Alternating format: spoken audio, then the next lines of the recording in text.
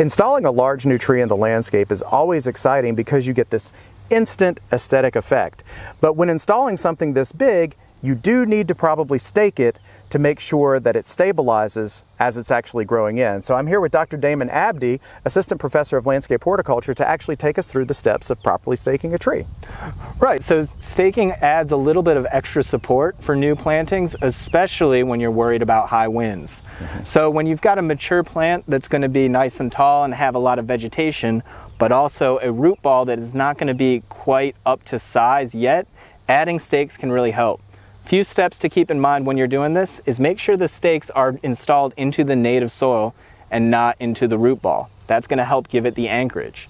Second part, you want to make sure that you're using the right kind of material and wrapping it around between 1/3 and 2/3 of the trunk. That's your point of connection to it.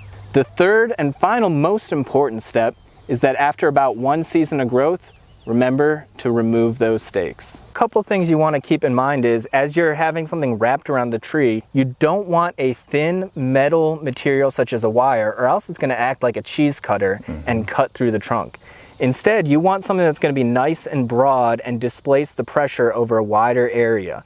So a nice wrap such as this would be effective. Other materials we can look at include plastic chains that can also be wrapped around, and you may also see sections of hose pieces that are used as a brace.